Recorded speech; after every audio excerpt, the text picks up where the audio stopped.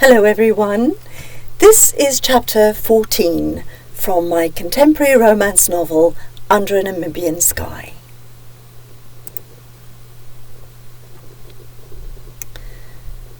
Naomi sat frozen. What could she say? It was the last subject she'd ever imagined Santina would broach with her. Luca smitten? With her? Really? Her heart was thumping as though it wanted to break free from her ribcage. Her mouth was suddenly dry, her palms clammy with sweat.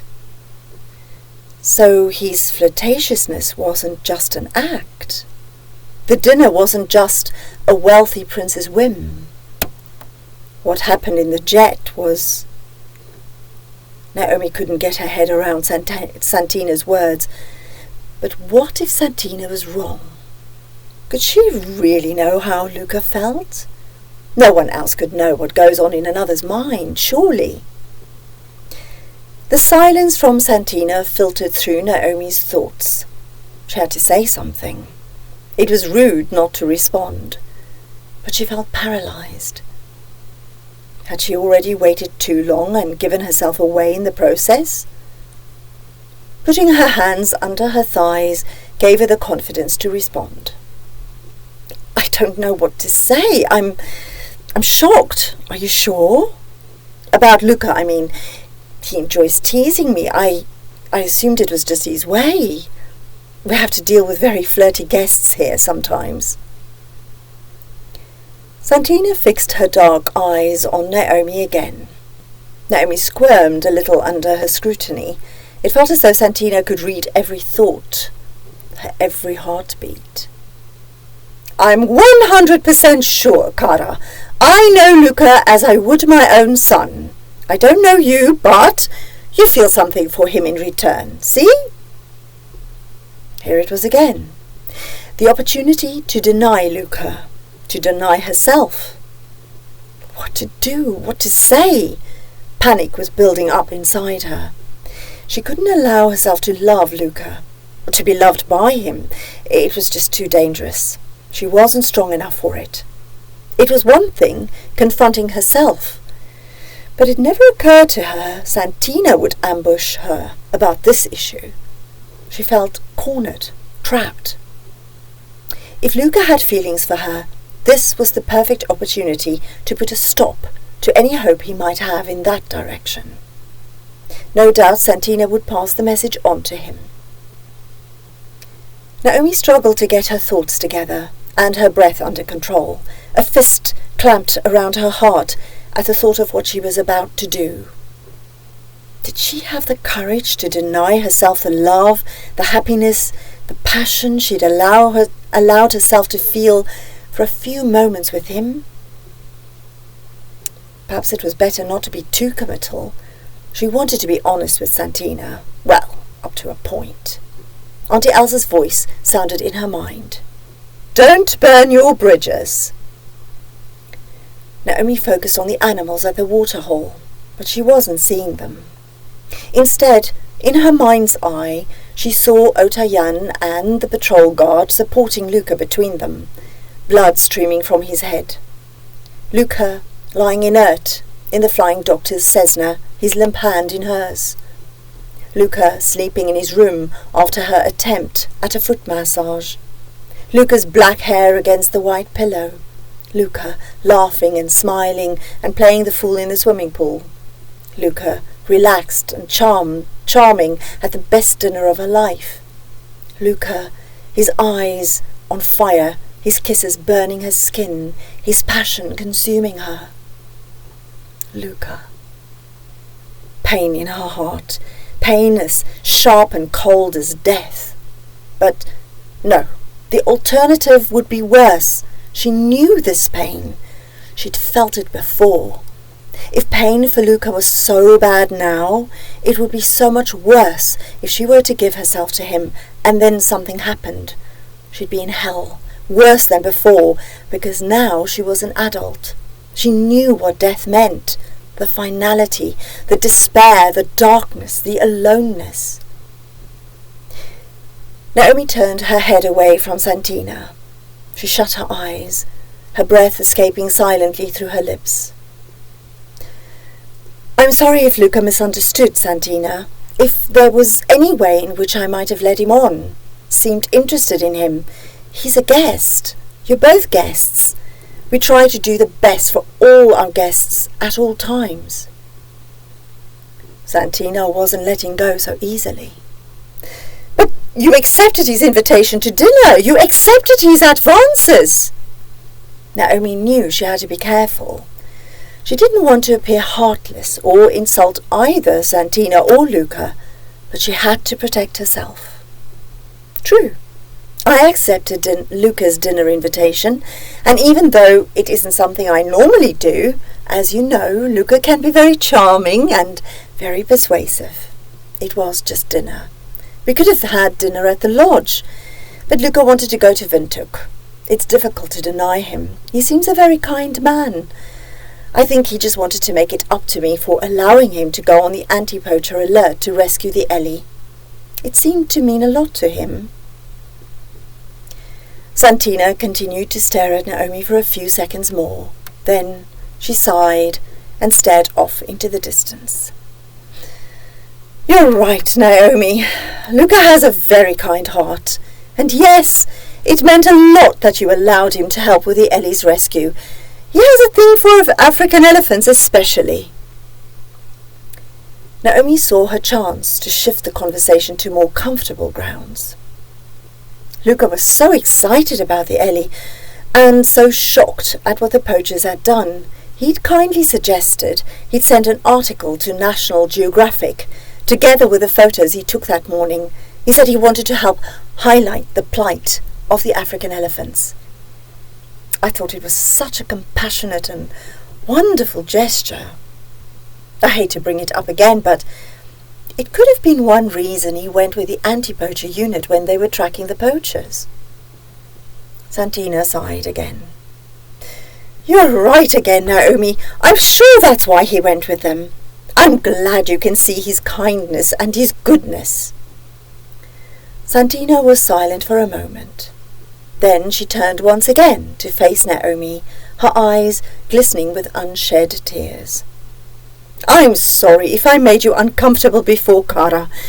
I'd so hoped Luca had finally found love. Could you please be gentle with him?" Naomi held the older lady's hand in hers. "I understand. I wish it could be as you'd hoped, dear Santina. I know you want the best for Luca, and when he finds the right woman, she'll be the luckiest woman in the world. Luca's an extraordinary man, but he's still young. There's still time for him to find the one, don't you think?" Santina nodded, silent tears falling from her eyes. Naomi's heart went out to the older woman. It was a test for Naomi too. Could she pass it? "I'm so sorry, Santina." Santina let go of Naomi's hands and fished out a handkerchief from her pocket. "No, I'm sorry, Naomi. Sorry I made you feel uncomfortable. Sorry Luca feels as he does, and sorry you don't feel the same way. It'll be such a blow for him." Naomi had to ask, "And you're sure he has feelings for me? He never said anything." Santina nodded and wiped her eyes with her handkerchief. The journey back to the lodge was more serene than Naomi could have hoped. Santina seemed to have accepted Naomi's answer, and although sad for Luca, at least Santina didn't seem to blame her. Instead, Santina appeared eager to forget their conversation and move forward in her friendship with Naomi. Back at the lodge, Santina thanked Naomi for the safari and returned to her suite. Aware she still had to take care of Luca and curious to see what he'd been up to, Naomi walked around the building to his suite. She just prayed things wouldn't be awkward between them.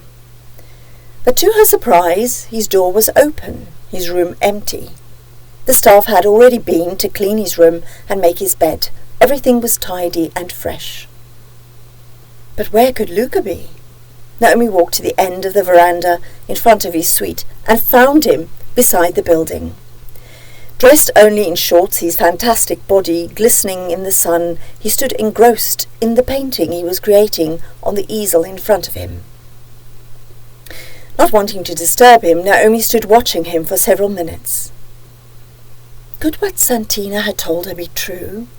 Could this amazing man really have feelings for her? No. Santina had to be mistaken. Before she could retreat, Luca noticed her presence. He looked up, his beautiful smile going straight to her heart. "Buongiorno, amore. Don't come closer. It's a surprise." Luca took long strides over to her, planted a kiss on her cheek, and lifted a strand of hair from her forehead.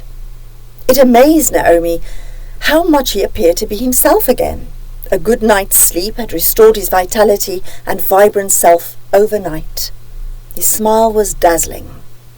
"You ready for our swim?" He gestured to the easel and paint things. "I'll just put these in my room. See you in the pool." Luca packed up his painting things. Even though Naomi had already had her swim, she felt it better to just go with the flow, especially after her earlier conversation with Santina. But she hadn't expected him to wait for her. Would joining him encourage him to think that she felt anything for him in return? Still, he was a guest, and it was just a swim. When she arrived back at the pool, Luca was already there, talking and laughing with several other morning swimmers. The man had formidable powers of recuperation. He seemed his old self again. No signs of his recent trauma remained. The other swimmers who'd befriended Luca kept up their conversation while swimming lengths. Naomi felt grateful for them. Their intervention meant she'd escaped a one-on-one with Luca. She was still reeling from Santina's words earlier. The delicious aroma of coffee, toast and scrambled eggs wafted over the pool as the staff was getting breakfast ready in the lapa. Everyone from the pool went straight there, sitting on their towels to prevent the chairs from getting wet. Auntie Elsa, Santina and Kerry came to join Luca and Naomi. They'd chosen a table big enough to accommodate their friends. As had become his custom, Luca sat beside Naomi. But Naomi's conversation earlier with Santina, her voice, her desperate vice on her feelings and Luca's nearness resulted in a complete loss of appetite. She settled for rich coffee instead and watched as the others enjoyed a hearty breakfast. Kerry gulped down her breakfast and left to see to her duties. Luca excused himself to finish his painting, winking at Naomi as he pushed back his chair. She watched him walk away until he disappeared into his room, no doubt to retrieve his painting things. Auntie Elsa and Santina were once again talking about the arrangements for their birthday party. Naomi waited for a break in their conversation before checking Santina didn't need her for the rest of the day. It was bliss to escape to the sanctuary of her room. Upon entering, she stripped out of her still damp swimsuit. Standing under the hot shower, Naomi could feel the tension leave her body. But her thoughts wouldn't let go of Luca. If what Santina had said was true, was she making the biggest mistake of her life letting him go? Was she condemning them both to live lives without the love they could have had? She knew with absolute certainty that no other man could ever occupy the space he'd claimed in her heart. He was her forever soulmate, as Auntie Elsa and Uncle Vota had been for each other. Suddenly, it was all too much. Naomi sank down the wall and sat in the shower with the water cascading down on her. Her tears joined the water as it dripped down her face. It felt as though her heart was breaking into a million pieces. Once she'd started to cry, to acknowledge her pain, she couldn't stop. She gave herself over to the sobs that racked her body. Deep inside, Naomi knew she was making the right decision. Better this short period of heartache, no matter how painful, than the inevitable annihilation down the road. A knock on her door brought her back to reality. She wiped her tears and stuck her head out of the shower. "I'm in the shower. Who is it?" Kerry's voice came muffled through the door. "It's me. Can I come in?" "I won't be long. Can I come to your office when I'm done?" "Sure." Naomi got up, shut off the water and grabbed a towel. 15 minutes later, when she walked into Kerry's office, she found Kerry arguing with someone on the other end of the phone. She finished the call and hung up when she saw Naomi. Naomi contemplated her friend. "That sounded serious. What's it about?" Kerry shrugged. "You don't want to know." "Okay. Well?" Kerry cast a questioning look at her friend. Naomi smiled. "You wanted to see me?" "Oh, yes, I did. It's Luca." Naomi's heart quickened at the sound of his name, but fear clutched it. "That wasn't Luca on the phone, was it?" "What?" "Oh, no!" Kerry's eyes widened as she emphasized the negative and dragged out her no. "That wasn't Luca, absolutely not. No, it's something completely unrelated. No, Luca called to ask if you'd take him to see Ellie Naomi. Apparently, he wants to take more pictures of her for an article or something. He got cagey when I asked him about it. Do you know what he's going on about?" Naomi gave a shrug and shook her head. She knew it must have something to do with the article and photos for National Geographic, but she'd leave the pleasure of revealing it to him when he was ready. "When does he want to go?" Kerry's gaze implied that she wasn't sure whether to believe her friend. "I think now. Can I come too?" "If Luca doesn't mind, of course." Luca was already waiting in the lapa. His photographic equipment was strewn on the table in front of him. Santina was leaning over one of his shoulders, Auntie Elsa over the other. He was showing them pictures of little Ellie on his digital camera. All three looked up when Naomi and Kerry joined them. Luca smiled at Naomi, and she added Kerry to their outing. "Kerry wants to see how little Naomi is doing. You don't mind, do you, Luca?" He dropped his eyes briefly, perhaps to hide his disappointment, but his smile remained. He made an all-inclusive wave with his hand. "The more the merrier, as the saying goes." Santina smiled first at Luca, then at Naomi. "In that case, I'd love to see where she'd ended up." Auntie Elsa nodded. "And me. I've never been to the elephant orphanage before. It's high time I showed interest. Goodness knows, they've accepted enough orphan Ellies from us over the years." They made their way to the main house and to the truck parked under the porch outside the kitchen. As was his habit, Luca made sure the older ladies were sitting comfortably before looking to help Naomi and Kerry. But they were both already in the truck, and Luca hauled his photographic equipment inside with him. The hour's drive to the orphanage went faster than Naomi had expected. Auntie Elsa and Santina shared their birthday plans with the others. Everyone batted ideas back and forth, and by the time they reached the orphanage, the party sounded even more elaborate than the two older women had imagined. Their high spirits matched Johann's. His booming voice preceded him as he came over to the truck to greet them and to help Auntie Elsa and Santina down. Johann led the way over to the mud pool, now void of other members of the small herd. He explained they'd gone into the bush on their daily walk. Only one little Ellie played there with her surrogate father. She was pushing him into the mud and running around him as though she wanted him to chase her. Everyone stopped in their tracks as a proud Johann introduced them to Ellie Naomi. The transformation in the little elephant was miraculous. Gone was the very sad, terrified, despondent little animal. In her place, a friendly, outgoing Ellie Naomi greeted them, her teeny trunk touching each one as if to thank them for rescuing her.